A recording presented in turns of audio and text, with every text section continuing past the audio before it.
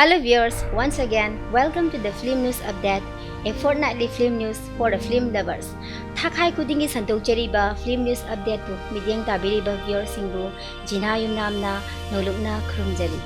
Program asida matam film gi maramda nainaba paudam kaya miyamda sanduktuna lakchari ngasishu Manipuri film gi train honglakliba matam gi matungina chaliba machat kaya akoi puna khangminaba mathau tai haijaningi.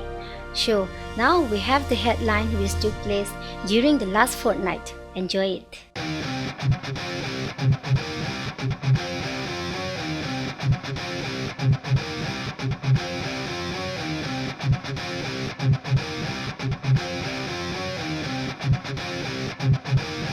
Panthoibi film industry gi Kaongamdraba Facebook haiba film asigi releasing function ama hongnabi matung ina pangthokre. Releasing function asi chaliba tha asigi November gi tang 13 da Manipur State Film Development Society kunung mamangda leibada pangthokhi.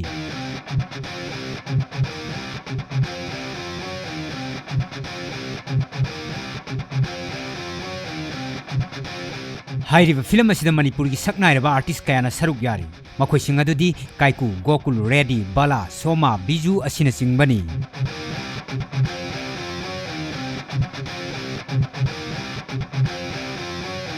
Kaongamdraba Facebook hariba film asigi releasing function da A.K. Mirabai Honorable MLA Pasoi AC amadi S. Mangolzau Chairman Film Forum Anina mathang sitna Chief Guest amadi President ki phampam langbiki. Doinana Okram Henry Honorable MLA Wangkai AC aduga Okram Suzukumar Honorable MLA Khangabo AC Anina Guest of Honor ki phampam langbiki. Kaongamdraba Facebook Masida tariba mamisi ay donor kapta yengpa matamda director oibiribi Gyaneshwari da nangi film si kay none hada haidokpa yadri haeba madi ado aina film sigi ay koigi lairiba donor kapta yengubadati machi choiram ki nupa ma nupi ni lolam do maleba sida photo sida ulimni aduna lairiba choidana maki Facebook ay sida nupaga nupiga Facebook da khagnaruba gi choidram ki yawram maneba Irak na halle aibu laikang lasira nakin thagi mapukni aidi nakin thagi mapukni aidi na happy minungsi pangjabada mayun chongna bapunsi se mayun chongna bapunsi se Tamo, za. Kaongamdraba Facebook hariba film asida kumliba maruiba artist singdi Kaiku, Gokul, Reddy, Bala, Soma, Biju, Loinana, Surjit Saikhom, Nganjathoi, Santi, Dhanamanjuri, Ibohal, Roses, Naupa, Loinana, Future Actor 2017 gi artist singni. Aigi punsi wari se lithokpham leite. Tamthokpham su khangte. Tamoida taxi sonduna khangjabani. Nangi warisdi Ngasiena nangoda lirisina ahanbane ai kanada su likidri Pikrama state massage dagi puthore Manipur sidi culture da yam rich oiba Manipur bo identify toribisi Manipur gi culture ne habisidi mayam punamna khangna birabni aduna Manipur gumba state massage dagi sahi mada film nipu dagi yankai puthokpa ngamba habise masida leiriba khoi gi hidden talent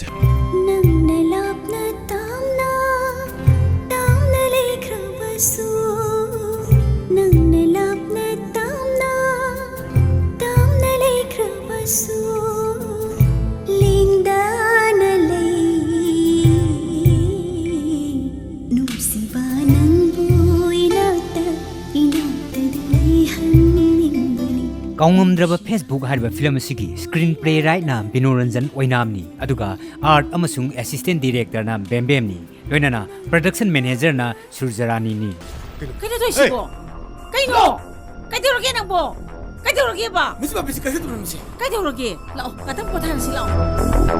lao se hero heroni bu ero film kumba da saruk yabi gadau bu oiba singbu oibiro adagi ekhoigi ine haitari aigidi ine sina pangthok piriba sumaina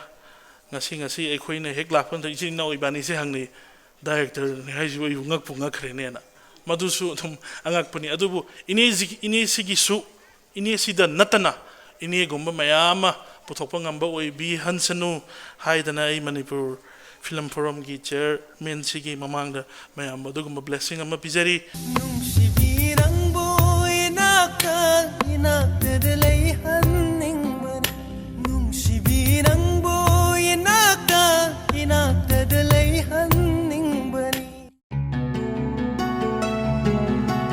Releasing function asida film asigi artist amadi production team gi member singsu saruk yakhi loinana memento amadi certificate piduna ikai khumnaba utkhi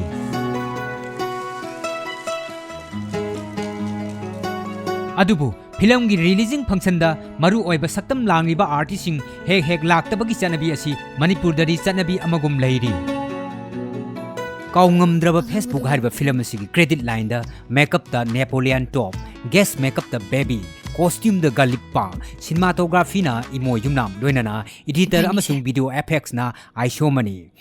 lyricist sing di Binoranjan oina Ojit Kumar Luangcha AK Gyanesori music the Ranbi Thona amadi Rabai Kaisamsa loinana singer sing di Ranbi Thona Nowboy Umananda loinana Pusparani amadi Kajal asina sing bani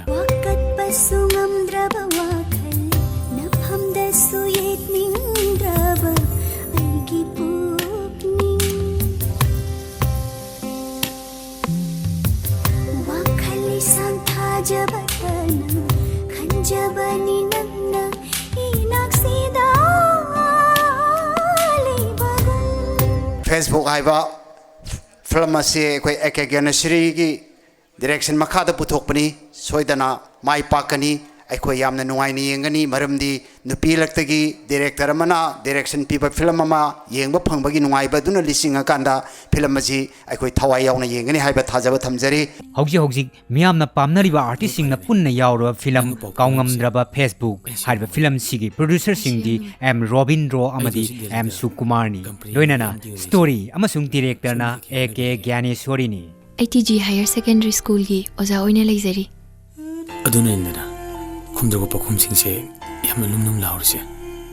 lesembasu yamna frank oiba male haidorakpa wase nungaiba wa ngak tawin tawi aina silise nangi panana bagi dum karino ne mama nang na haribo kaino kanam to wangang bir kan ain to thobok sida aina tok bangang na jagi ima ai sulaki ima bima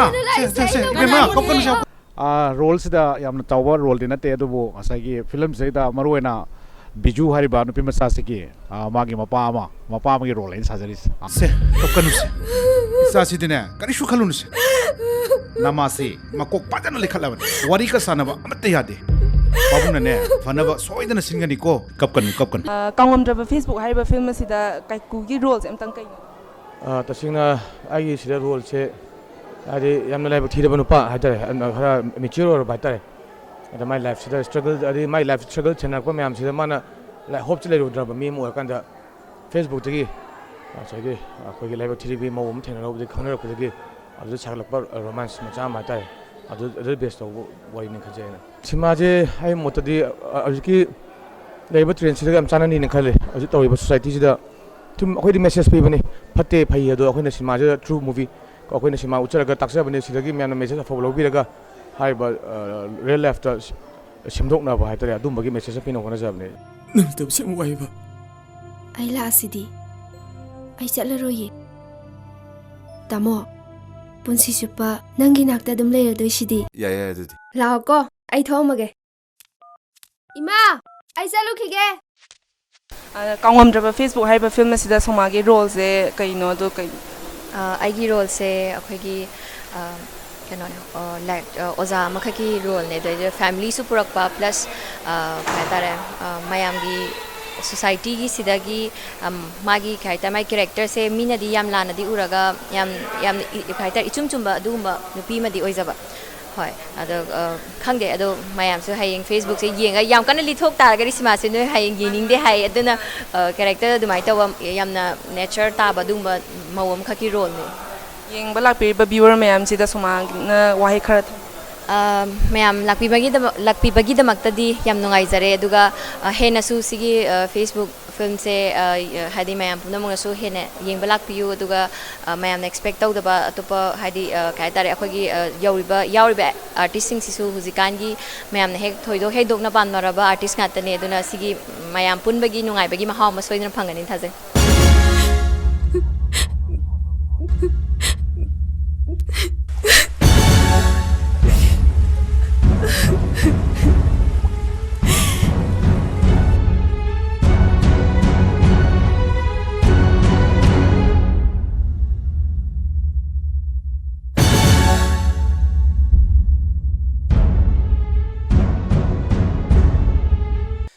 Manipuri film na sapong lakpadagi ngasi phawba lepa laitana akanba isienda senthariba Manipuri film na national amadi international gi thakta pangthokpa athoi hen tanaba festival kaya da mana mathum logduna kaya ama lagli asum laba film da kathokpa film bu nungsijaba asum laba khoigi film loising asida ngasi mak uchariba khoi laijariba lepjariba phamjariba mafam ase film tauba kangu singna waiba matam dadi khajiktang oirabasu hantabiduna subsidy pibiduna wahen biu masia kedroge masia Pari, nang makhari mo. Nang ina tholoy te. Takro, nang makhada lera mo salo. Ima inga mo. Nang se ay gisare. Ay habin kita bani. Kay mai log doi no. Oh, keno film jigi sagat pada semgat na sagat pada na ki bo mayam tuga ngasi gi sima si oina tholok pada kai phaubi ge. Haidi khuen tau sagi be mayam do loina uba phangi section sida somana tau ba ek yam phase adagi ichi gyanesori gi direction yam phase do khuen tau sagi be sing do loi result phase ne khale do mayam ning biragi hena nuai ni khale purana taiwanare hai tare haibadi film du tok thoki du ga akoina hoji uri ji ga yam ti khenare ba ko akoina wagi ba journey chapada wagi mayam delhi ge oda akoina kai ta ngasi gi film ji uru kan dadi awa mayam do pulap ko e hai tare koi didi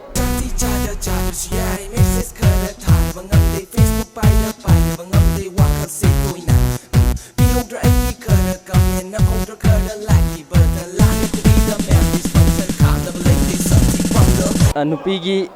akhang bakan mado adugi message amadi ai sigi film sidagi ujaba pang ngasi gi film je kamai to bi ge ne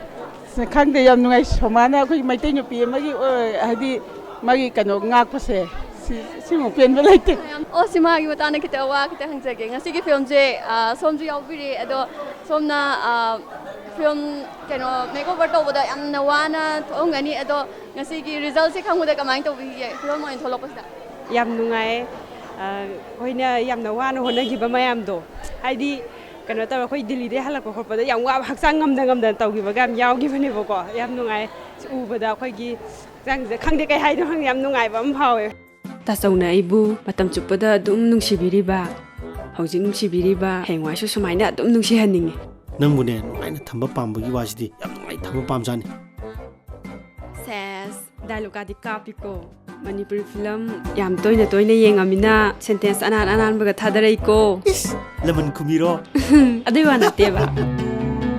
releasing so mapung phan utkhaba matung ani suba so amasu utkhi amadi miyamna kiu leptuna sangnakhi lao to babong gelo Sasira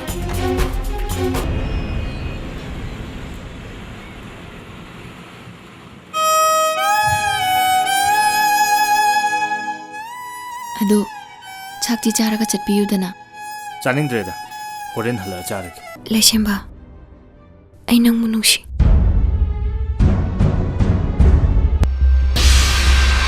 Lishna Ay gisana pisi lubong ang kutra. Kay ni Masya. Ay gisana pisi lubong ang kutra hay banay. Masya. Wa makatar ka no. Makatar ka. Takhan ko. Mama. Ay gisana pisi. Mama. Nang luhong kita ba? Luhong ba matung dane? Yum si dagine. Sakki pisi yaro. Sasi dine. Kani shu khalunus.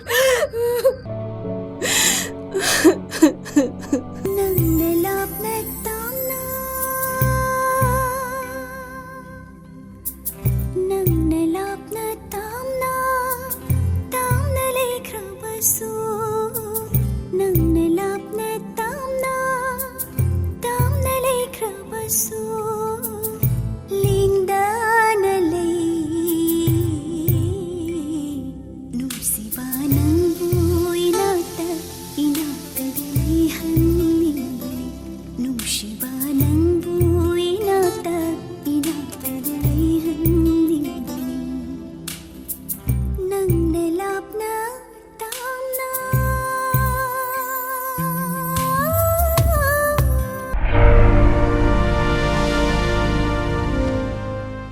We shall be back in the next fortnight with lots of new information and entertainment of Manipuri film and new achievement of Manipuri film industry. Please wait and tune to our next episode. Till then, Jina Yumnam taking you farewell. Bye bye.